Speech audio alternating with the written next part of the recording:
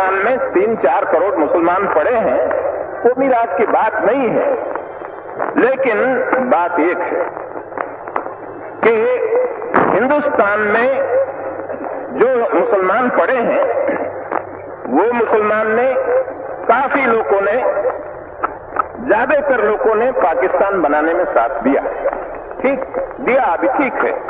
लेकिन अब एक रोज में, एक रात में क्या दिल बदल गया? वो मुझे समझ में नहीं आता, कैसा बदल गया कि एकदम कहते हैं हमको मान दो। तो ये मेरी समझ में नहीं आता। सुना आपने, ये आवाज थी सरदार पटेल की। तारीख थी 3 जनवरी 1948 और जगह थी कोलकाता। सरदार पटेल का जो भाषण आपने सुना है, उसमें वो हिंदुस्तान के उन मुसलमानों की बात कर रहे हैं जो आजादी के बाद भारत में ही रह गए थे। आपने सुना होगा, सरदार पटेल ने कहा कि जो इस वक्त यानी आजादी के तत्काल बाद 3-4 करोड़ मुसलमान भारत में पड़े हैं, उनमें से ज्यादातर ने पाकिस्तान बनाने में साथ दिया था।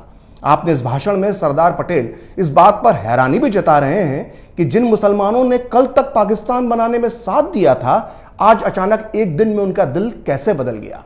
दरअसल सरदार पटेल ने इतनी बड़ी बात, इतनी गंभीर बात और इतनी साफ बात ऐसे ही नहीं कर दी थी। हकीकत में इतिहास का ये वो काला सच है जो आज तक आपसे छुपाया गया है, लेकिन आज सच सामने आएगा और आंकड़ों के साथ आएगा। आपने देश के कई चुनावी नतीजों का विश्लेषण पढ़ा और सुना होगा, कभी 77 का चुनाव, कभी 84 का चुनाव, तो कभी 2014, तो कभी 2019 का चुनाव। लेकिन आज मैं विश्लेषण करूंगा 1946 के चुनाव का। वो चुनाव जिसने दुनिया के नक्शे पर पाकिस्तान की नींव रखी, वो चुनाव जिसने जिन्ना के सपने को पूरा किया, और वो चुनाव जिसने 30 लाख मासूम जिंदगियों को मौत के घाट उतार दिया। 1945-46 का चुनाव जो आजादी के ठीक 1 साल पहले हुआ था, उसमें कांग्रेस और मुस्लिम लीग के बीच सीधा मुकाबला था। इन चुनावों में मुद्दा बिजली, सड़क, पानी नहीं था। मुद्दा सिर्फ एक था, अखंड भारत या फिर पाकिस्तान। ये चुनाव 2 तरह के थे, जैसा कि मैंने आपको अपने पिछले वीडियो में बताया था। एक थे केंद्रीय असेंबली के, जिसे आप लोकसभा कह सकते हैं, जिसमें 102 सीटें थीं, और दूसरे थे अलग अलग प्रांतीय असेंबलियों के, जिसे आप विधानसभा कह सकते हैं। इनमें सीटें थीं 1585। इन चुनावों की सबसे बड़ी खासियत यह थी मुस्लिम रिजर्व सीटें, यानी वो मुस्लिम बहुल इलाके जहां सिर्फ मुसलमान ही चुनाव लड़ सकते थे। ये मुस्लिम बहुल इलाके आज के पाकिस्तान में भी थे और आज के भारत में भी थे। हालांकि एकीकृत भारत में मुस्लिम आबादी 24% ही थी, लेकिन मुस्लिम लीग की जिद और कांग्रेस के सरेंडर करने की वजह से करीब 30% सीटें मुसलमानों के लिए आरक्षित कर दी गईं। यानी केंद्रीय असेंबली की 102 सीटों में से मुसलमानों के लिए आरक्षित की गई 30 सीटें, तो राज्यों की असेंबली की 1585 सीटों में से 492 सीटें मुसलमानों के लिए रिजर्व कर दी गई। 1946 के चुनाव में जिन्ना की मुस्लिम लीग ने नारा दिया, लड़ के लेंगे पाकिस्तान, मर के लेंगे पाकिस्तान। तो इन हालात में अब होता है 1946 का चुनाव और आते हैं उसके नतीजे, और ये नतीजे बताते हैं कि किसके बाप दादाओं ने बनाया था पाकिस्तान। जैसा कि मैंने आपको अपने पिछले वीडियोस में बताया था कि केंद्रीय असेंबली की 30 मुस्लिम रिजर्व सीटों में से 30 की 30 पर जिन्ना की मुस्लिम लीग जीत जाती है। वहीं प्रांतीय असेंबलियों में आरक्षित 492 मुस्लिम सीटों में से 429 सीटें मुस्लिम लीग जीत गई। लेकिन बात यहीं खत्म नहीं होती। आपको लग रहा होगा कि इसमें हैरानी की बात क्या है, वो इलाके जो आज पाकिस्तान में हैं वहां मुस्लिम लीग जीत गई होगी। नहीं, ऐसा नहीं हुआ था। मुस्लिम लीग जीती थी उन शहरों, उन इलाकों में जो आज भारत का हिस्सा हैं। मुस्लिम लीग ने अपना झंडा गाड़ा था आज के उत्तर प्रदेश में, बिहार में, मध्य प्रदेश में, महाराष्ट्र में, यहां तक कि तमिलनाडु, केरल, आंध्र, कर्नाटक, असम और उड़ीसा में भी मुस्लिम लीग ने अपना परचम लहराया था। ये वो इलाके थे जो कभी पाकिस्तान का हिस्सा नहीं बनने वाले थे, और ये बात वहां के मुस्लिम मतदाताओं को भी पता थी। फिर भी उन्होंने मुस्लिम लीग को वोट दिया। तो आइए अब आपको बताते हैं कि प्रांतीय असेंबलियों के चुनावों में किस राज्य में मुस्लिम लीग को कितनी सीटें मिली। संयुक्त प्रांत यानी आज का उत्तर प्रदेश, जहां की 66 मुस्लिम सीटों में से 54 पर मुस्लिम लीग जीती। बिहार की 40 मुस्लिम सीटों में से 34 सीट पर मुस्लिम लीग ने परचम लहराया। मध्य प्रांत यानी आज के मध्य प्रदेश की कुल 14 मुस्लिम सीटों में से 13 सीट पर मुस्लिम लीग ने विजय प्राप्त की। बॉम्बे स्टेट जो आज का महाराष्ट्र और गुजरात कहलाता है, उसकी 30 मुस्लिम सीटों में से 30 की 30 पर मुस्लिम लीग ने अपना झंडा लहराया। मद्रास प्रांत जिसमें आज का तमिलनाडु, केरल, आंध्र शामिल है, उसकी 28 में से 28 सीटों पर मुस्लिम लीग जीती। वहीं असम की 34 मुस्लिम सीटों में से 31, पंजाब प्रांत की 86 मुस्लिम सीटों में से 74, बंगाल की 119 मुस्लिम सीटों में से 113 और उड़ीसा की 4 मुस्लिम सीटों में से 4 पर मुस्लिम लीग चुनाव जीती।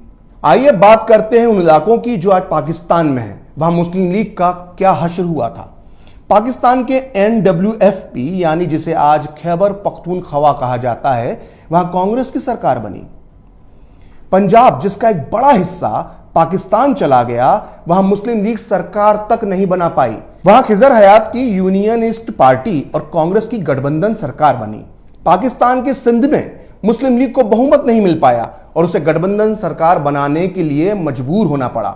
वहीं बंगाल में जिसका एक बड़ा हिस्सा पूर्वी पाकिस्तान में चला गया, वहां भी मुस्लिम लीग को पूर्ण बहुमत नहीं मिल सका और उसको निर्दलियों के सहारे सरकार बनानी पड़ी। तो यह साफ हो गया कि 1945-46 के चुनावों में पाकिस्तानी इलाकों में मुस्लिम लीग को उतनी कामयाबी नहीं मिली जितनी हिंदुस्तानी हिस्सों में मिली थी। आपको जानकर आश्चर्य होगा कि खुद मुस्लिम लीग के नेता और पाकिस्तान के जनक मोहम्मद अली जिन्ना इन चुनावों में कराची, लाहौर, पेशावर या रावलपिंडी से नहीं बल्कि मुंबई की बायकुला सीट से चुनाव लड़े थे और भारी मतों से जीते थे। आज भी इस बायकुला और उसके आसपास के इलाकों में भारी तादाद में मुसलमान रहते हैं जिनके पुरखों ने कभी जिन्ना को वोट दिया था। तो दोस्तों, इस तरह से मुस्लिम लीग ने ज्यादातर सीटें उन इलाकों में जीती थी जो हिस्से भारत में रह गए थे। और हैरानी की बात यह है कि इन इलाकों में आज भी मुस्लिम जनसंख्या अच्छी खासी तादाद में मौजूद है।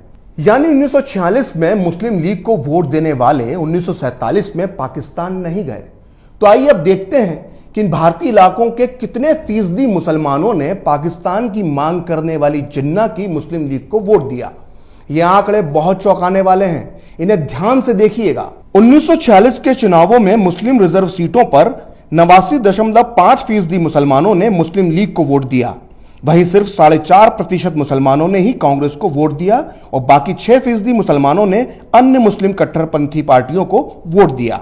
यानी 1946 के चुनाव में करीब 95.5% मुसलमानों ने पाकिस्तान मांगने वालों को वोट दिया और सिर्फ 4.5% वोट दिया कांग्रेस यानी भारत के पक्ष में। तो सोचिए, भारत की आजादी से ठीक पहले सिर्फ 4.5% मुसलमान भारत के साथ खड़े थे और 95.5% मुसलमान पाकिस्तान जिंदाबाद का नारा लगा रहे थे।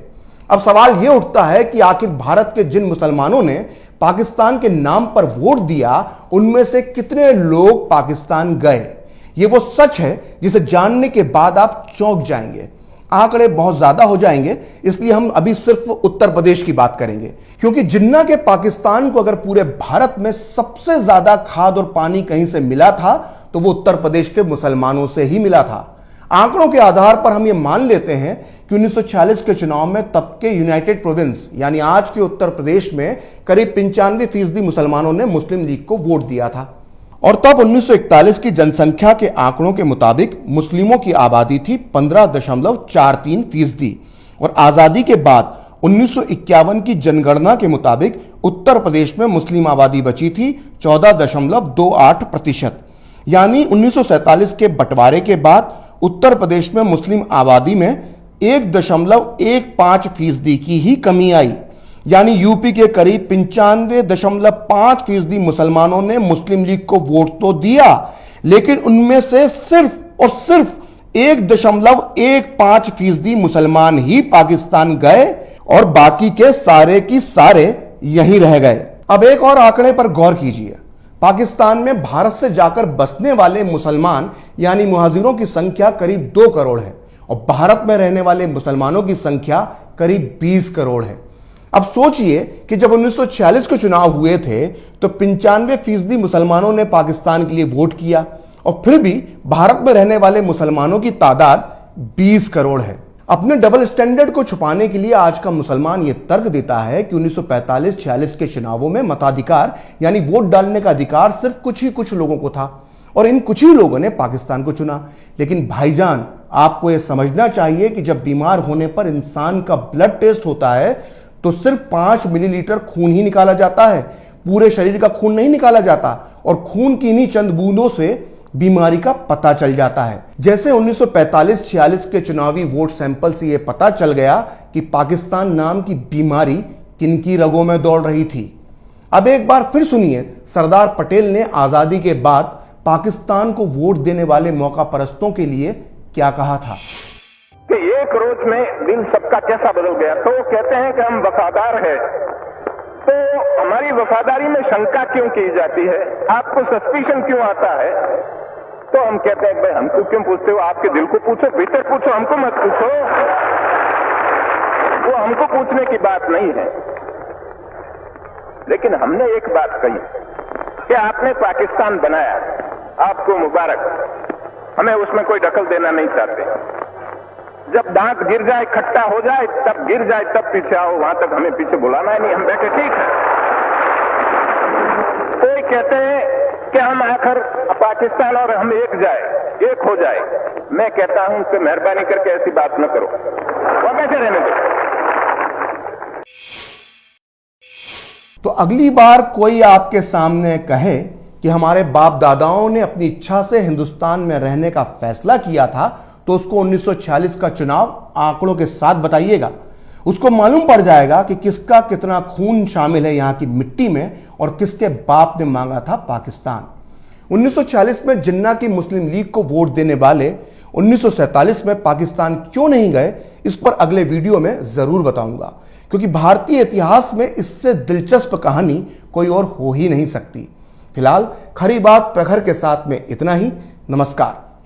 आप चाहें तो मुझसे जुड़ने के लिए मेरे फेसबुक पेज प्रखर श्री 78 को लाइक कर सकते हैं, और अगर ट्विटर पर आप मुझसे जुड़ना चाहते हैं तो मेरा ट्विटर हैंडल है प्रखर श्री 78।